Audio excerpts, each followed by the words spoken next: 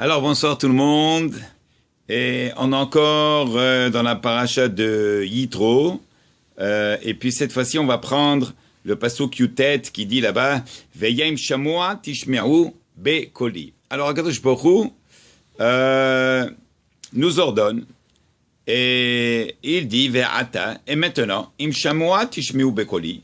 Si vous voulez bien faire, alors écoutez, prenez mes conseils. Oui. Plusieurs fois on trouve dans la Torah, Akadosh Baruch Hu, il s'adresse à son peuple, au Bnei Israël, et dit Kacher yaser ha'av et beno.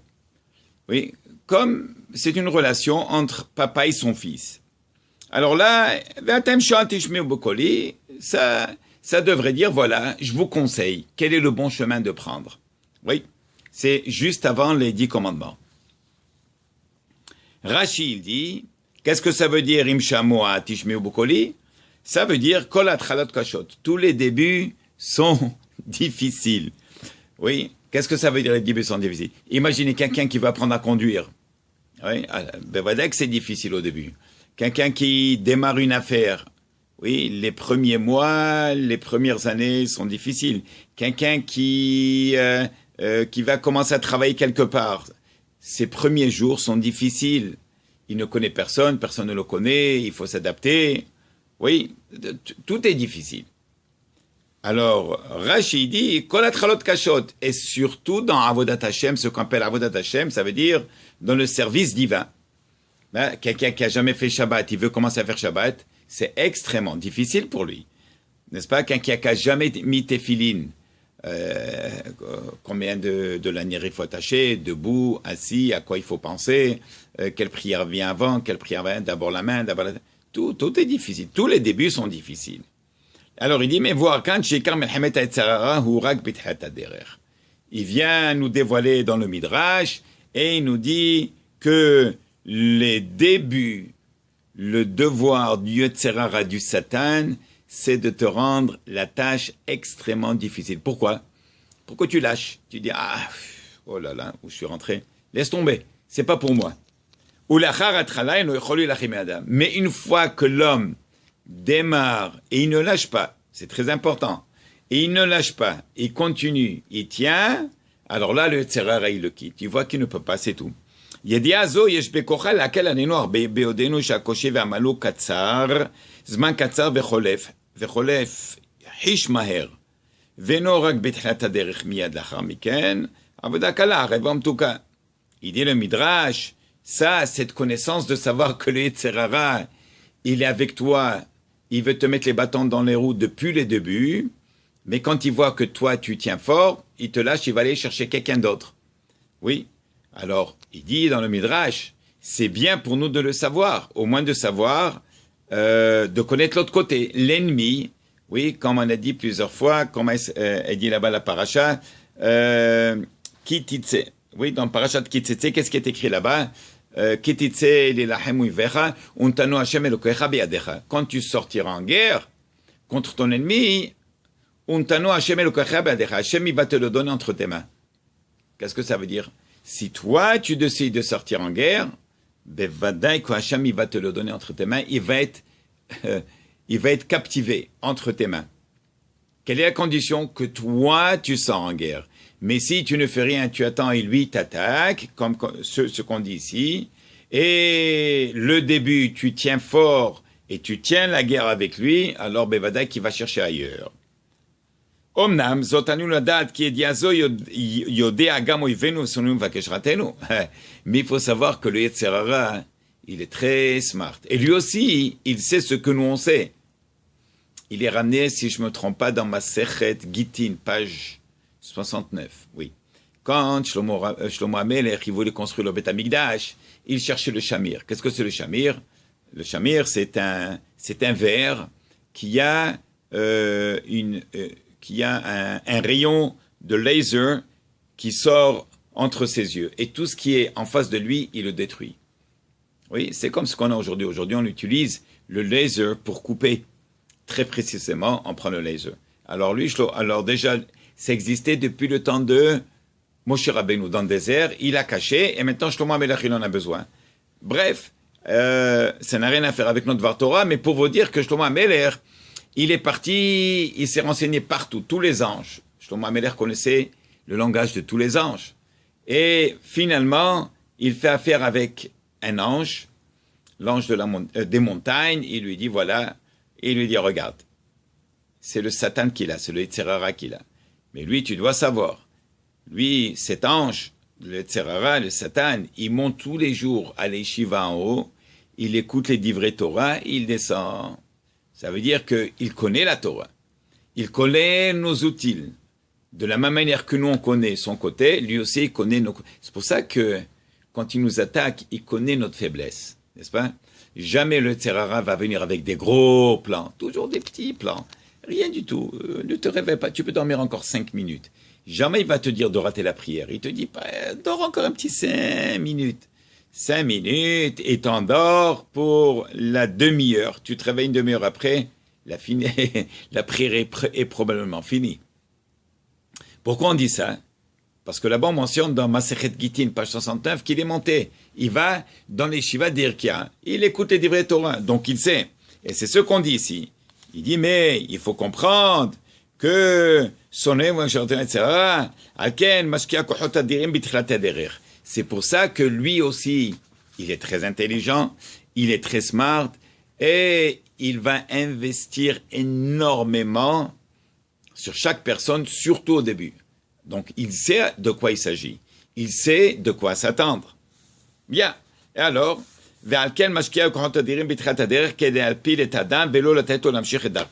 qu'est-ce qu'il veut faire? Il veut faire tomber la personne au début de son chemin pour ne pas qu'elle continue. Bon. Amar Shlomo HaMelech, on revient à Shlomo HaMelech. Sheva Ipol Tzadik Vekam. Alors, ce passouk dans Mishlei, un des livres qu'il écrit, le roi Salomon, Sheva Ipol Tzadik Vekam. Un tzadik qui peut tomber 7 fois. Et à chaque fois, il se remet sur ses pieds. Qu'est-ce que ça veut dire? Amar Agaon, Hotner, Zechat Tzadik Livracha.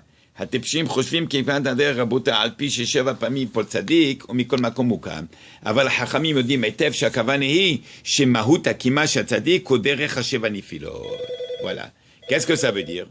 Il dit, les Hachamim, ils ont expliqué ça un petit peu différemment. Ils ont dit non, le fait que le tzaddik qui se lève, c'est parce qu'il est tombé 7 fois. C'est pas évident, c'est un petit peu profond, ce qu'on va dire. C'est ramené dans le Pahad Yitzhak, le livre Pahad Yitzhak, qui dit là-bas, Kaina muhazal, al tismihu yafti, ki nafalti kamtir keeshe bachosher Adonai orli. Iluli nafalti lo kamti. Si, il dit dans le Midrash, si je tombe pas, je peux pas me relever. Ve ilule shebachosher, et si je ne suis pas assis dans l'obscurité, dans les ténèbres, je ne verrai jamais la lumière. Oui. Adonai aozer l'adam afilu, Kacher on ofel kama pamim.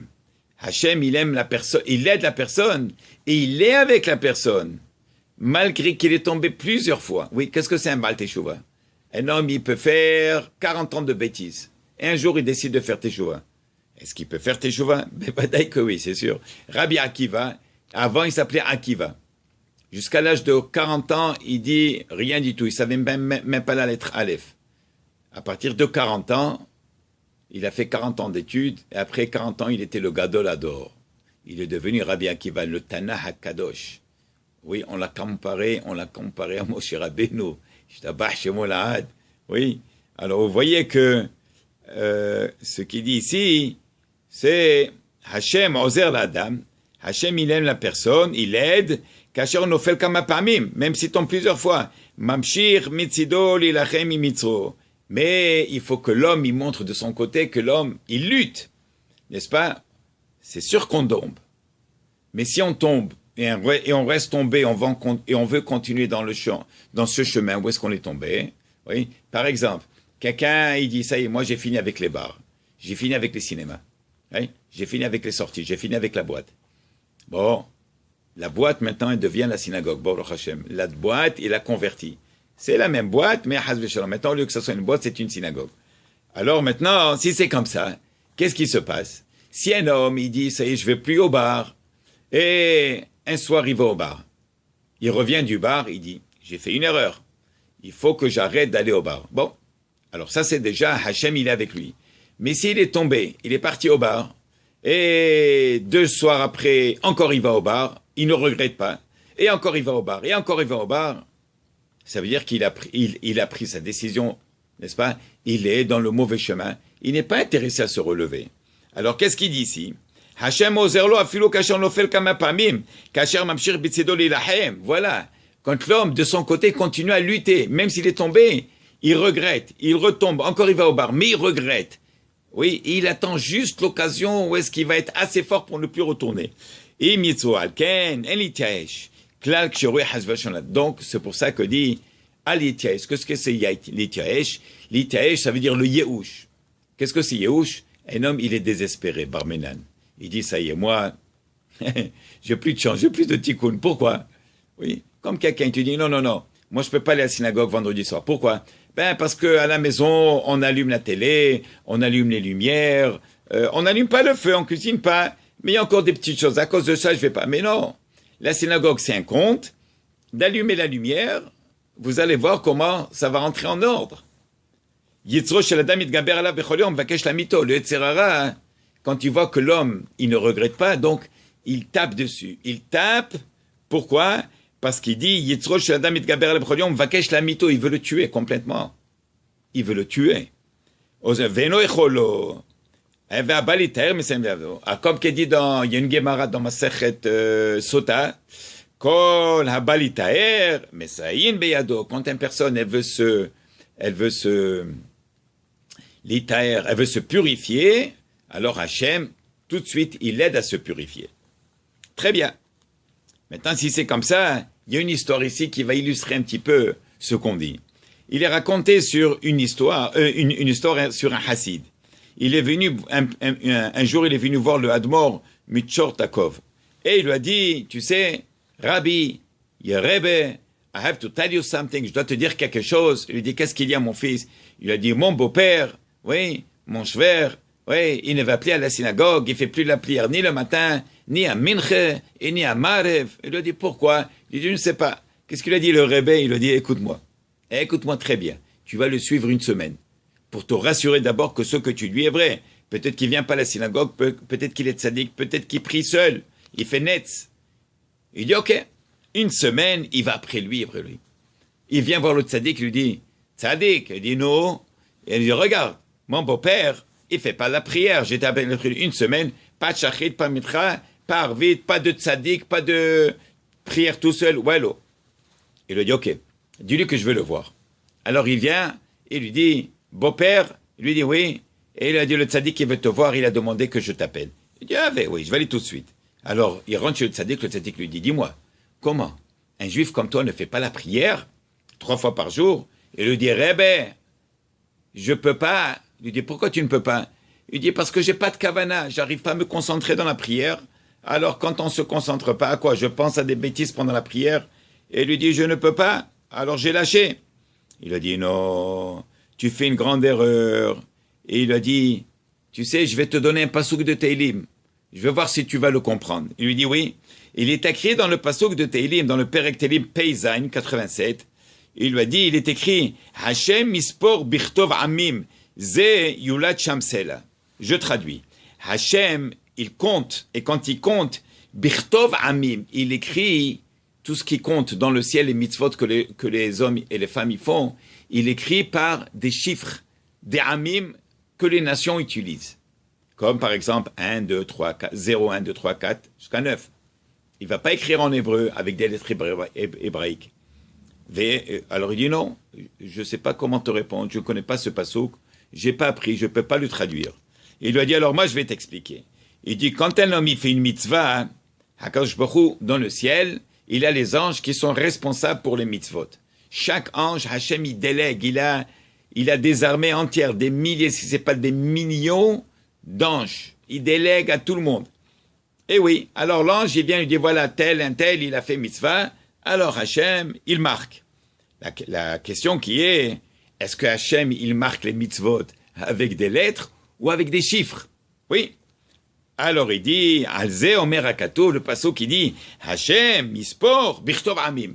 Hachem, quand il compte quoi? Les mitzvot des hommes ou des femmes, il écrit par des chiffres comme que les nations utilisent. 0 à 9, pas avec des lettres hébraïques. Et qu'est-ce que ça va nous changer, nous? Et alors, le monsieur en question lui dit, oui, et puis, qu'est-ce que ça va nous changer? Il dit, parce que il y a une grande différence. Si Hachem il compte avec des lettres, tu verras qu'à un moment donné, il y a des choses qu'on ne peut pas inscrire. Il ne comprend pas. Il lui dit, je ne comprends pas, qu'est-ce que tu veux dire, Rebbe? Il lui dit, voilà, regarde, je vais te donner un exemple. Par exemple, un homme, il a fait 100 prières. Il a prié toute l'année avec la tête en l'air. Oui, c'est une prière qui n'a pas de kavana. Il vient la prière, à quoi il pense? Il doit se presser, il doit ramasser les enfants de l'école. Après ça, il pense à la liste que sa femme lui a donnée, il doit aller au magasin. Après ça, il a un rendez-vous à la banque. Après le rendez-vous à la banque, il y a le dentiste qui l'attend. Et il a peur, il n'aime pas se faire endormir. Il passe tout, lui travaille dans la tête.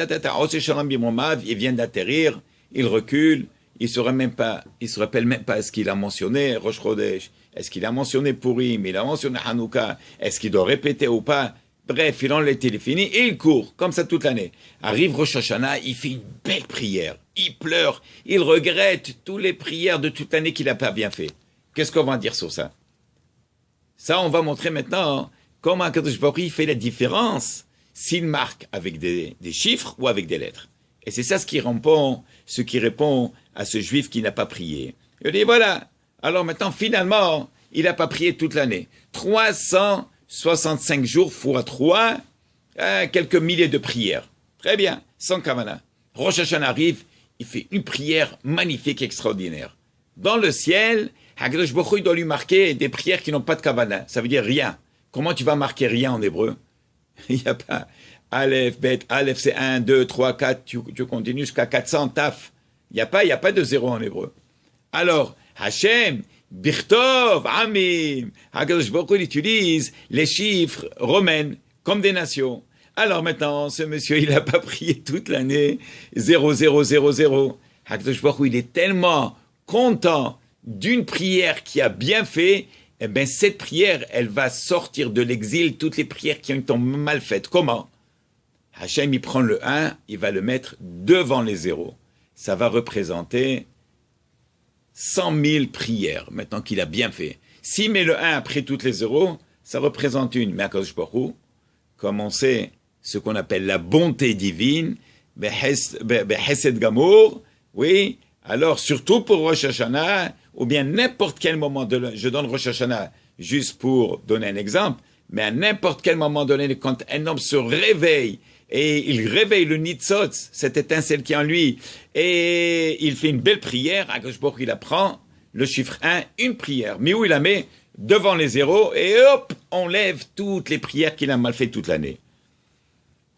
Alors il dit, bon, et alors, au Madoua Sekar, le monsieur, il demande le tzaddik, il dit, Rebbe, mais pourquoi Hachem il fait ça comme ça?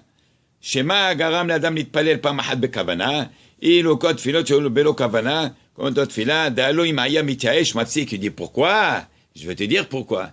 Parce que si l'homme, il faisait comme ce que toi tu fais maintenant, une semaine, il prie, et il décide que il n'arrive pas à prier avec kavana, alors il se retire complètement. Le fait que l'homme, il a continué à prier sans kavana, avec la tête en l'air, mais il a prié, ça c'est Sheva, qu'est-ce qu'on avait dit tout à l'heure? Sheva Ipol Tzadik, oui? Oui, ce qu'il avait dit Shlomo Amelech. Sheva Ipol Tzadik Vekam. Toutes les prières que tu as fait, au moins tu les as fait, mais elles étaient mal faites. Eux, ils t'ont fait réaliser qu'il faut que tu fasses un effort un jour pour bien prier. C'est comme le gars qui va au bar. Il va, s'il ne regrette pas, alors c'est comme le monsieur, il arrête de prier Bichlal. Mais s'il va, il regrette, tous ces regrets vont s'accumuler. Un jour, il va exploser, il n'en peut plus regretter. Il pleure, il dit Hachem, help me, Hachem, aide-moi. Et là, Hachem, il met le 1 en avant et il lui ramasse toutes les prières. Alors que Bezrat Hashem, HaKadosh Baruch Hu Izaki Otanu, oui, et qu'on comprenne tous les chemins de Hashem, ouais. Horeni Adonai Darkecha, il dit David Ameler. Horeni, enseigne-moi, Darachecha Hashem. Oui, et Bezrat Hashem, comme ça, Bezrat Hashem, toutes les mitzvot qu'on fait, elles vont se multiplier, et ça amène la bracha, revacha, vatzlacha, la refoua chez celui qui a besoin, la parnasa tova, et zivugim amitim in shemaya, vechin ratzon venomar, amen. Alors voilà, partagez s'il vous plaît. Bonne soirée tout le monde.